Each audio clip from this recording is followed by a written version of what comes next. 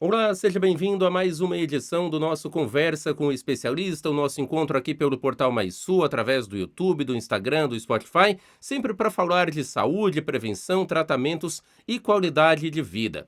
Nós estamos no mês do Janeiro Branco, que é focado na prevenção e na conscientização sobre saúde mental. Uma das situações que afeta muitas pessoas Brasil afora e pelo mundo também, mas que muitas vezes é cercada de dúvidas e até mesmo alguns mitos e preconceito, é o transtorno bipolar. Para falar sobre esse assunto, está conectada conosco a nossa convidada de hoje, é a psiquiatra doutora Marielle Rosso.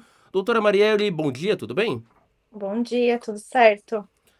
Doutora Marielle, é frequente no seu consultório? Como é que são os números? O que dá para a gente falar pela sua experiência na psiquiatria em relação ao transtorno bipolar? Então, é bem comum, né? O transtorno bipolar é um transtorno de humor, bastante prevalente na população, em torno de 2,4% da população vai apresentar esse tipo de transtorno. E no consultório a gente acaba pegando bastante, né? A gente brinca que na psiquiatria, geralmente os quadros mais leves acabam às vezes não chegando no psiquiatra, o que é um erro, né? Deveria chegar, mas enfim, pelo tabu ainda da parte da psiquiatria, então os casos um pouco mais complicados, digamos assim, que acabam chegando mais no psiquiatra, né? E o transtorno bipolar é um deles, são um quadro um pouco mais grave, que acaba chegando bastante no consultório. Tecnicamente, o que é o transtorno bipolar? Como é que ele é classificado? Precisa ter requisitos para serem atendidos? E como é que é feito esse diagnóstico? Sim, o diagnóstico é sempre clínico na psiquiatria, né? A gente não dispõe ainda de exames para fazer o diagnóstico psiquiátrico.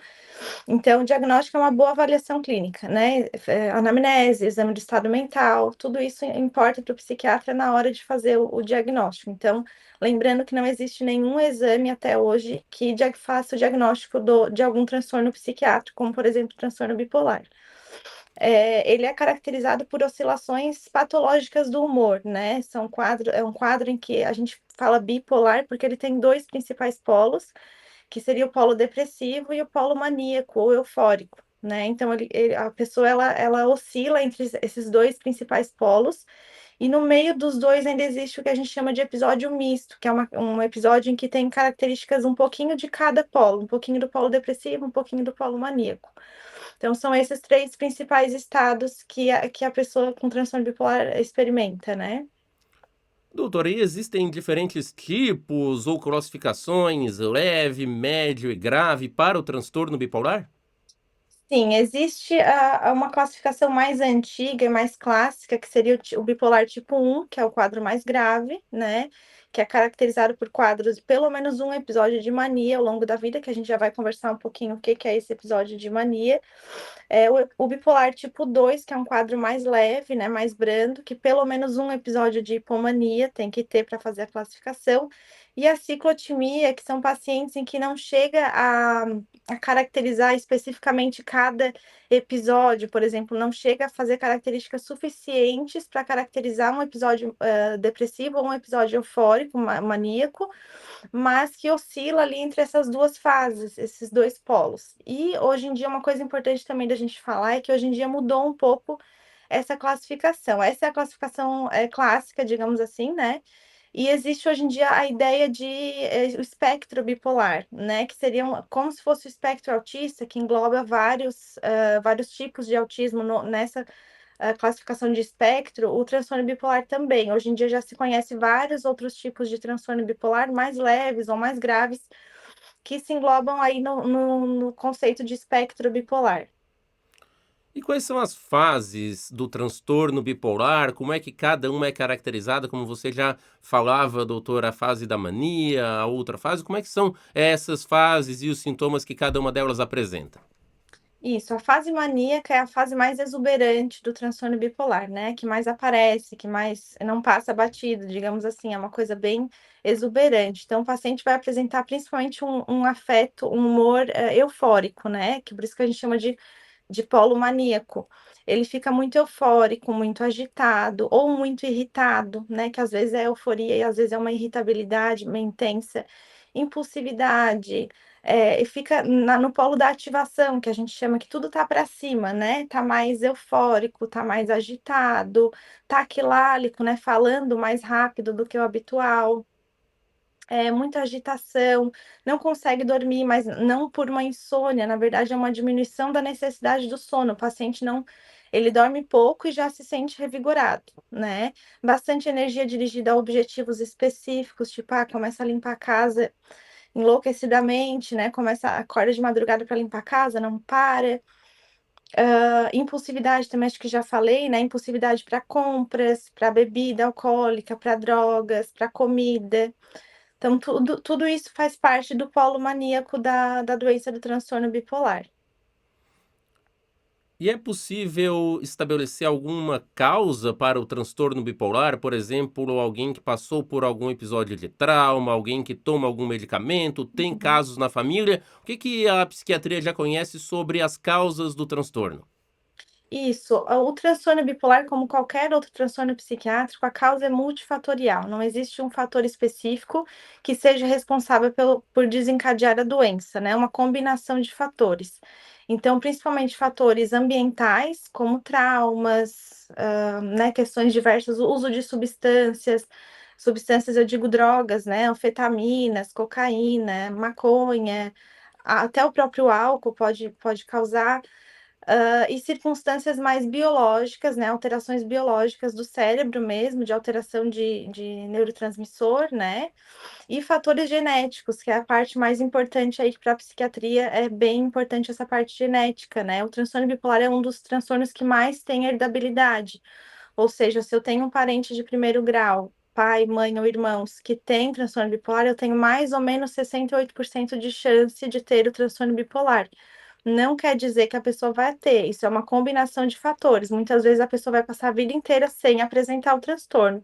E outras daí com fatores ambientais associados, fatores psicológicos, né? Culpa excessiva, uma personalidade mais difícil, mais patológica. Então, tudo isso pode ajudar para o desencadeamento da doença. Geralmente, doutora, é o paciente que percebe que algo não está bem ou acaba sendo mais a família, as pessoas que convivem com aquela pessoa que acabam fazendo esse alerta: "Ó, você tem alguma coisa que está lhe incomodando, algo que não está bem, procure atendimento". Como é que são os casos que chegam ao seu consultório em sua maioria? Uhum.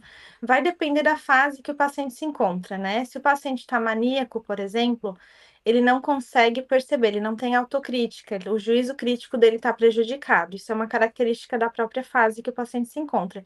Então, nesses casos, quem vai perceber é quem está ao redor, né? Familiares, amigos, até às vezes colegas de trabalho, vão perceber que a pessoa está mais agitada, está mais inquieta, está falando mais que o habitual, tá diferente, digamos assim, do habitual dele, né? Agora, casos mais de depressão, às vezes o paciente já tem um juízo crítico mais preservado, ele consegue perceber que ele não está bem e procura ajuda, né? O caso da fase depressiva, digamos assim, né? Então, depende muito do caso. Nos casos mais maníacos, a autocrítica está muito prejudicada, principalmente quando tem sintomas psicóticos associados, que seria alucinação ou delírio, né? Aí o paciente já não consegue perceber que tem alguma coisa errada, quem percebe é quem está ao redor. Existe algum público, seja por gênero, faixa etária ou até mesmo por profissão, algo assim, que esteja mais suscetível a desenvolver o transtorno?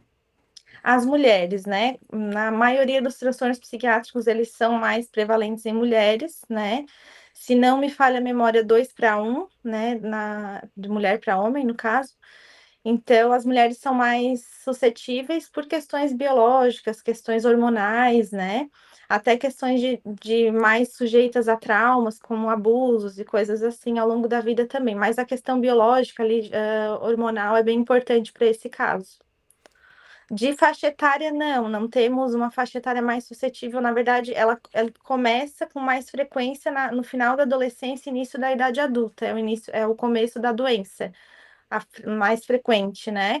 Mas pode se manifestar ao longo de toda a vida, assim, só o que a gente chama a atenção é casos em que começa, depois dos 50 anos, por exemplo, o paciente nunca teve nada e de repente depois dos 50 anos ele desenvolveu sintomas compatíveis com transtorno bipolar. Aí a gente tem que investigar alguma causa clínica, tipo uma demência, um tumor cerebral, alguma outra coisa assim que está simulando um transtorno bipolar, porque daí não é comum aparecer a primeira vez nessa idade, o comum é aparecer mais na idade mais jovem, o início do quadro, no caso. O transtorno bipolar, doutora Marielle, ele pode ser, assim como outras causas, outras doenças, transtornos psiquiátricos, ter os seus sintomas confundidos com outras situações e por isso mesmo a importância desse diagnóstico é tão bem feito dos psiquiatras? Sim, principalmente a depressão unipolar, acho que é o que mais a gente confunde, né? Porque como eu estava falando ali para ti, a fase de mania é a fase mais exuberante, a fase que mais aparece. Então é mais fácil de identificar quando nesses casos, né? Agora, quando o paciente se apresenta na fase depressiva, a gente confunde, não sabe se é uma depressão bipolar, né, do espectro bipolar, ou uma depressão unipolar, que seria a depressão simples, essa depressão que a gente costuma falar, né? Então, é importante a diferenciação, e nem sempre a gente consegue diferenciar tão fácil. Tanto que o atraso do diagnóstico do transtorno bipolar é em média de 10 anos. Demora em média de 10 anos para a gente fazer o diagnóstico do transtorno bipolar. Por quê? Porque a maior parte da vida desses pacientes, eles passam em depressão. Então, a mais da metade da vida deles, eles passam em depressão, né? Então, um ou outro que faz um episódio maníaco mais exuberante, que aparece mais fácil, às vezes eles demoram muito para apresentar esse episódio de mania, e daí acaba ficando, tendo o diagnóstico como se fosse uma depressão. E, na verdade, é uma depressão bipolar. E o tratamento muda, por isso que é importante essa diferenciação. O que que tem que chamar a atenção da gente quando o paciente está em depressão e que possa ser, na verdade, uma depressão bipolar e não unipolar? Algumas características que a gente chama de atípicas, né? Sintomas psicóticos, às vezes na depressão, uma depressão mais grave que incapacita a pessoa de trabalhar.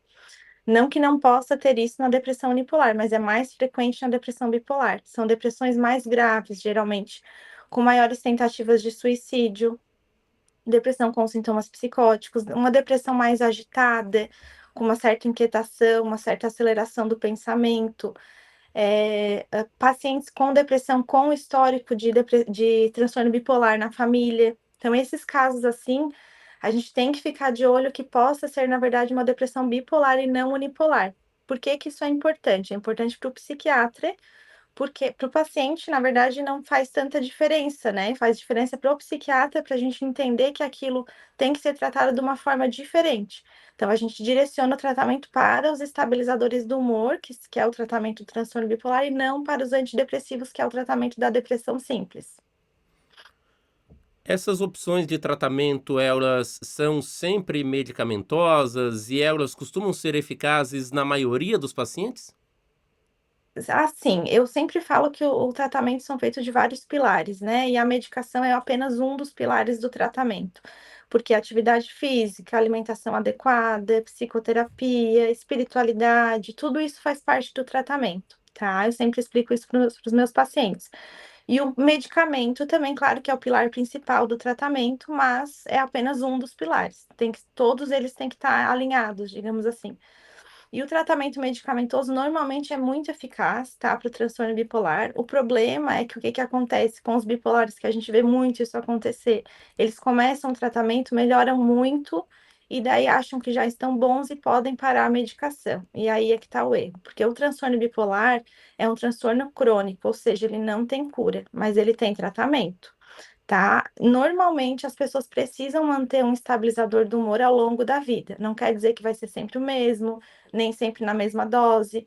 Normalmente, em casos de episódio, né, definido, a gente precisa de mais de uma medicação, mas para manutenção, às vezes, uma medicação já é suficiente.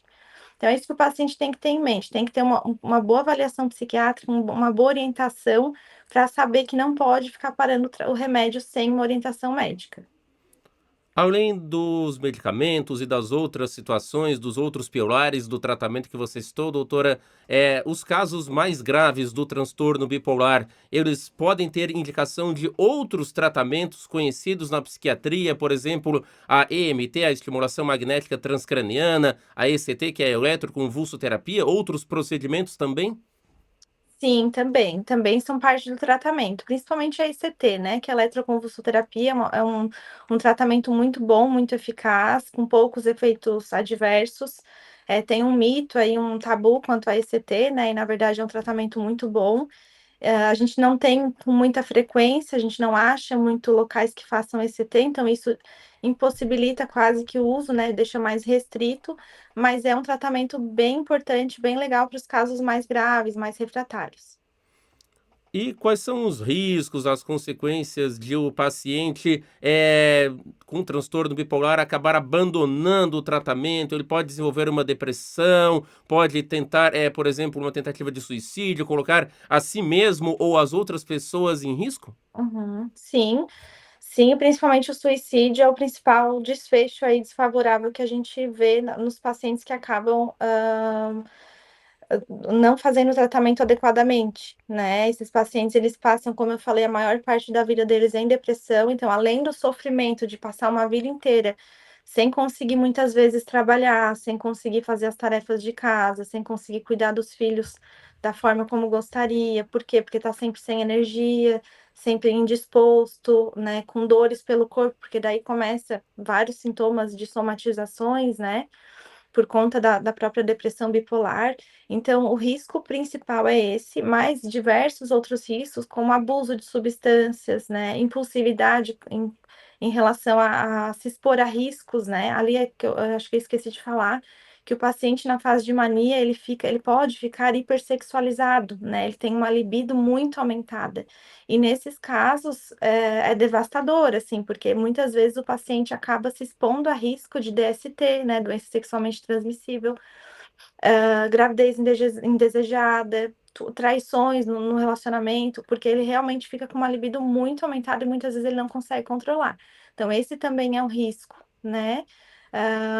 E diversos outros riscos, assim como, por exemplo, a neuroprogressão, que ela é pouco falada, mas a gente na psiquiatria fica sempre atento a isso. O que que é a neuroprogressão? É a progressão da doença com relação à parte do cérebro, né? O que que a doença faz no cérebro? Ele vai perdendo neurônio aos poucos, ao longo do tempo, vai remodelando o cérebro, vai perdendo neurônio. Isso não acontece com todos os bipolares, mas alguns, uma boa parte, isso acontece se ficar sem tratamento.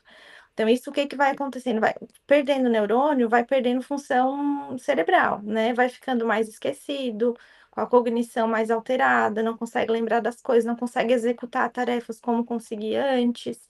A gente pega, às vezes, pacientes que estão lá nos 60 anos, por aí, que nunca trataram o transtorno bipolar, tiveram vários episódios ao longo da vida, e chega lá nos 60 anos, parece que tem 90 já, assim, com relação à memória e tudo mais, função executiva, porque já está muito afetado o cérebro por conta da doença, ela vai deteriorando o cérebro mesmo.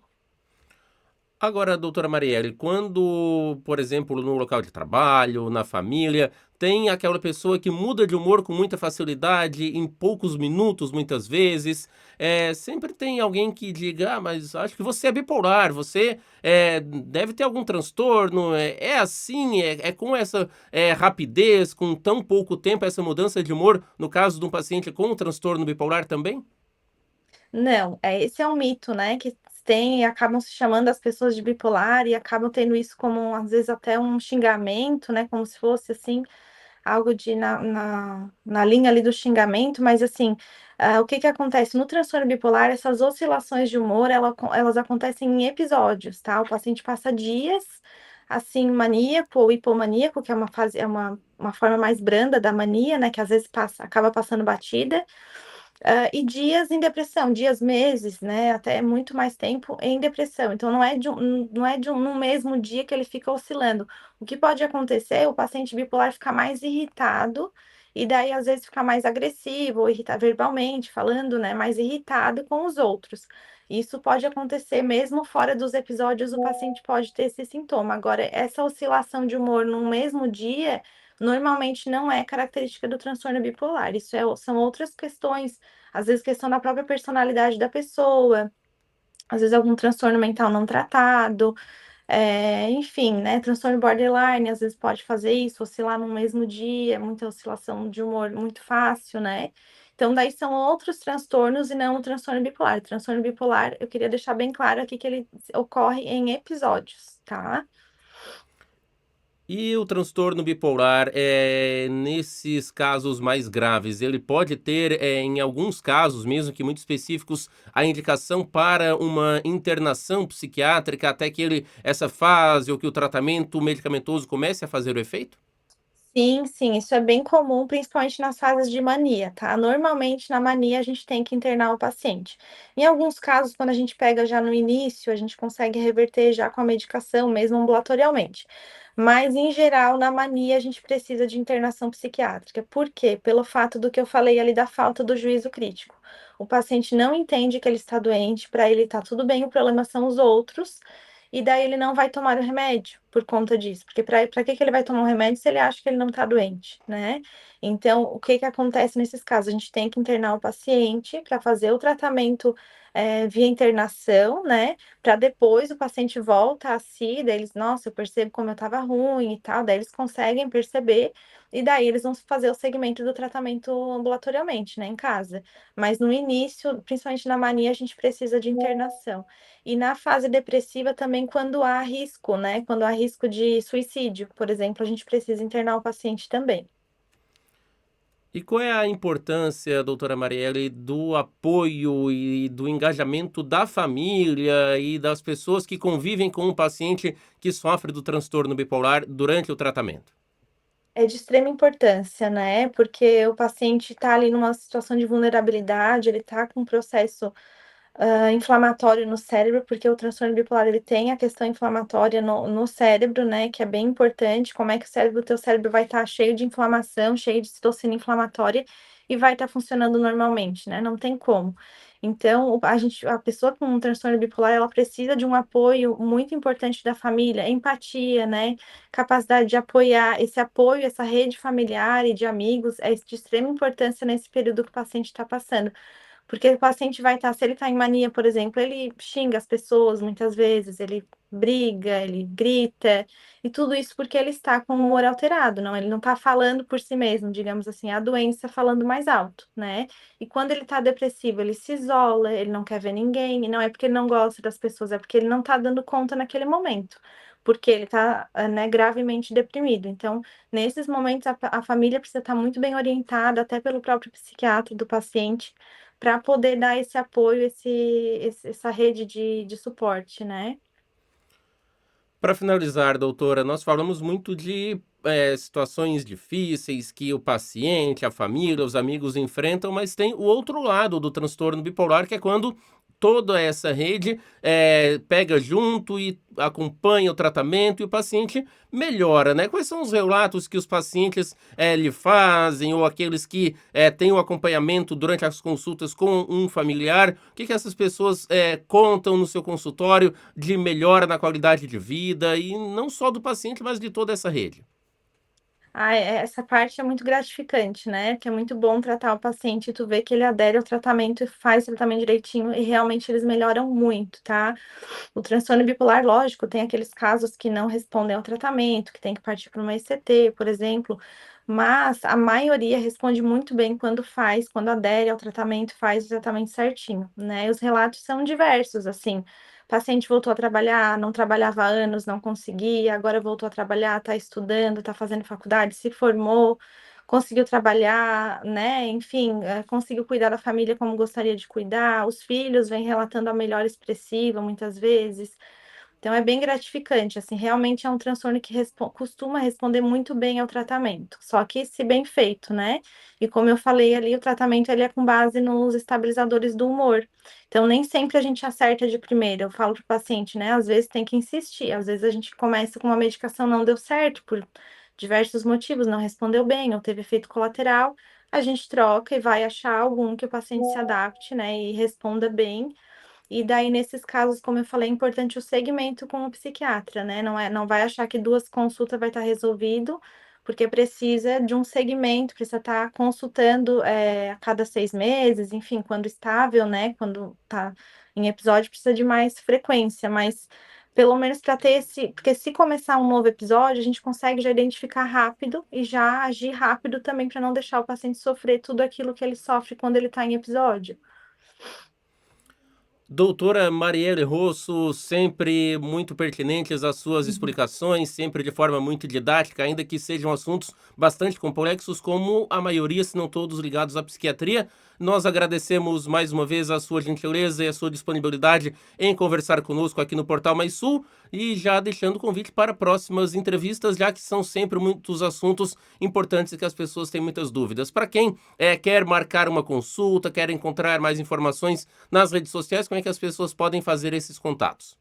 Pelo meu próprio Instagram, Marielle Rosso, e pelo Instagram do consultório, que é MR Consultório Psiquiátrico e Odontológico. Pode ser por esses dois canais. Muito obrigado, doutora Marielle, então, pelas informações. Desejamos uma ótima semana a você, a toda a sua equipe de trabalho e desejamos também sucesso para você e para toda a sua equipe. Muito obrigado. Obrigada também pela oportunidade.